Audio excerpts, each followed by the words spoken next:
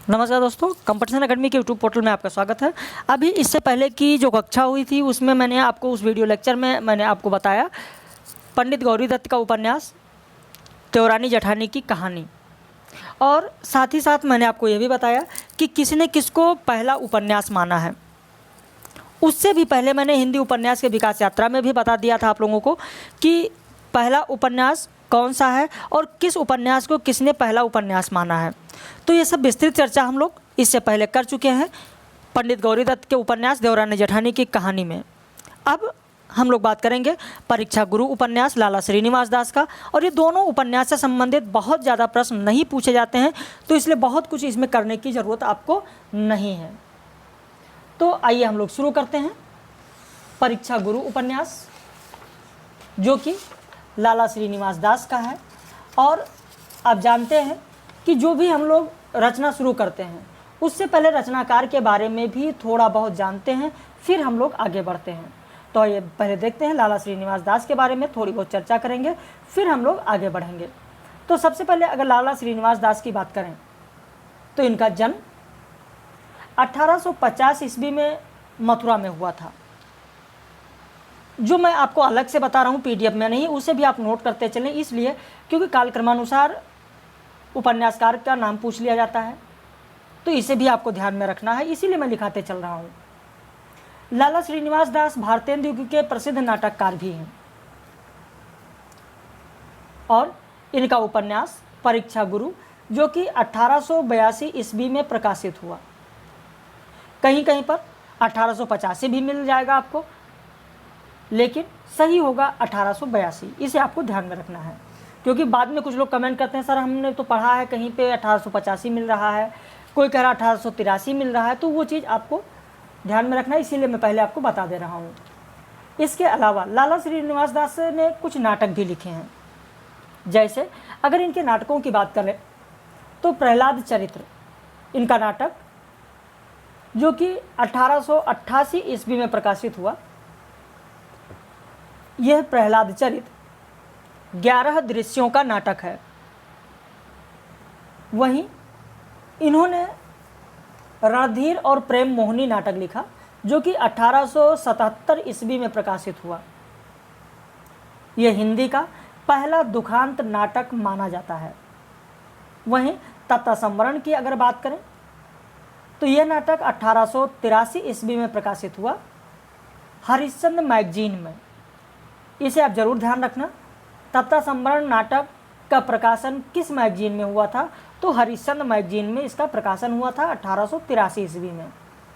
और इसके अलावा लाला श्रीनिवास दास ने संयोगिता स्वयंवर नाटक की रचना की जिसका प्रकाशन 1896 ईस्वी में हुआ। अब इन चारों नाटकों को अगर कालक्रमानुसार कभी पूछ लिया जाए तो आपको ध्यान रखना है। सबसे पहले होगा रणधीर और प्रेम मोहिनी 1877, उसके बाद होगा आपका तत्ता संवरण 1883, फिर होगा प्रहलाद चरित्र 1888, और अंत में होगा संयोगिता स्वयंवर 1896।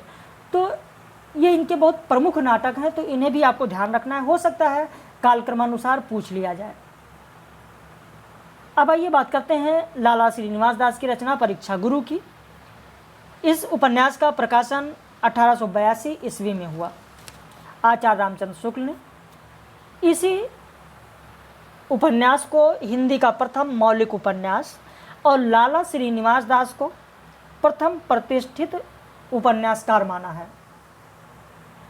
इस उपन्यास के आमुख में लिखा है, यानी भूमिका में लिखा है। देखिए मैंने आपको पहले बताया था, अभी इस कक्षा से पहले की जो कक्षा हुई जिसमें हम लोगों ने देवरानी जेठानी की कहानी की बात की, उसमें उस वीडियो के अंत में भी मैंने आपको बताया था कि कोई भी उपन्यास कोई भी रचना आप पढ़ रहे हो तो उसकी भूमिका में क्या लिखा है, भूमिका पर ज़रूर ध्यान दें, क्योंकि भूमिका से आपने देखा होगा इधर 2-3 जो परीक्षाएं हुई हैं उनमें ज़रूर भूमिका से प्रश्न पूछा गया है, चाहे वो कोई काव्य संकलन हो, काव्य संग्रह हो, चाहे वो उपन्यास हो, चाहे वो नाटक हो, चाहे वो निबंध हो, कहीं ना कहीं जरूर पूछा जाता है।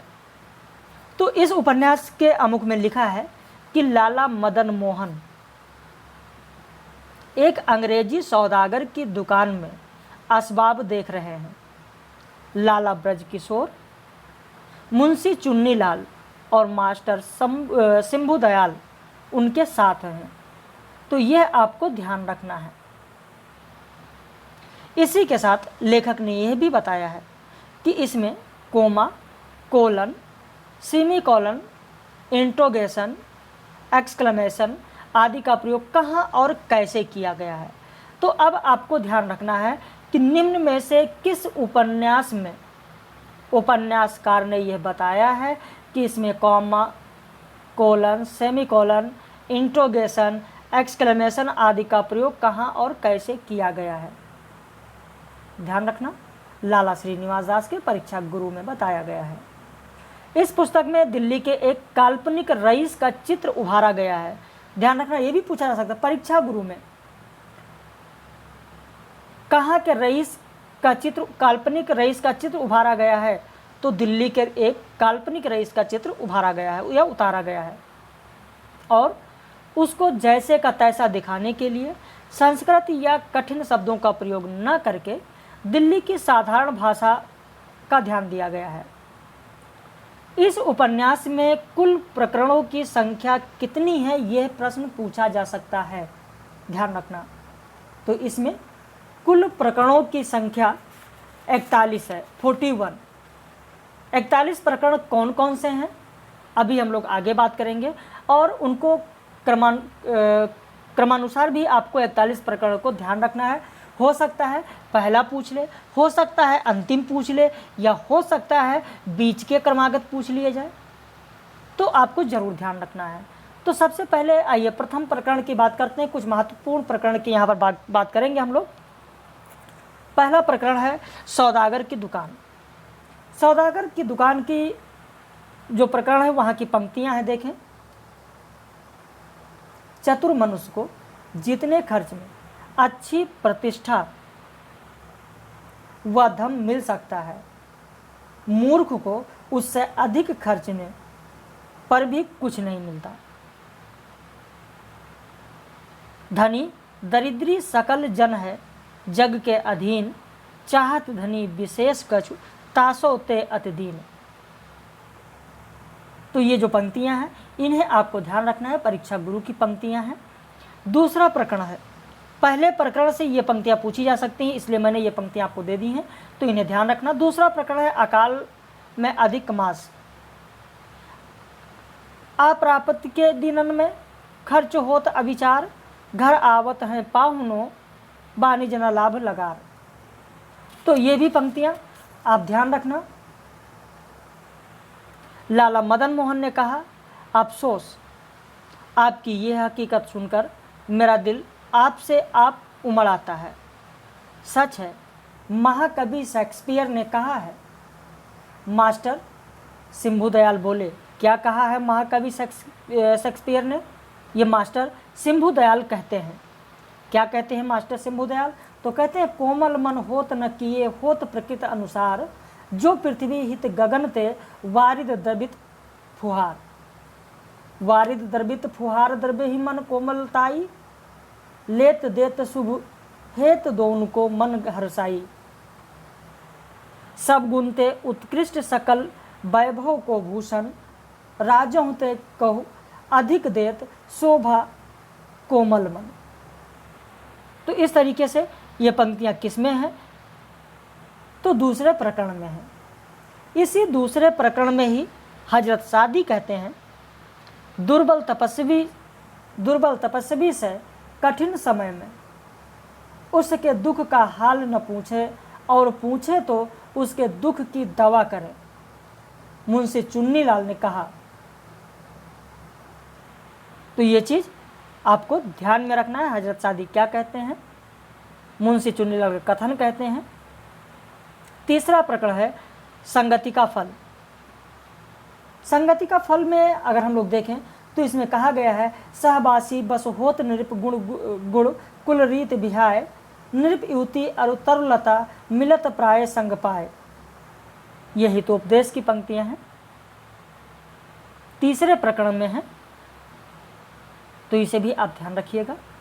मदन लाला मदन मोहन भोजन करके आए।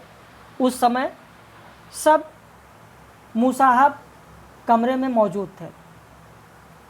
मदन मोहन कुर्सी पर बैठकर पान खाने लगे। हरगोविंद, ये हरगोविंद कौन है? तो पंसारी का लड़का है।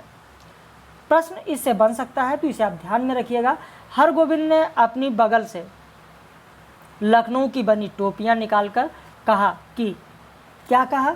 यानी हरगोविंद का कथन इनमें से कौन सा है, या यह कथन किसका है? तो हरगोविंद का है। इसे आप ध्यान रखना। यह हरगोविंद कहाँ से आया था?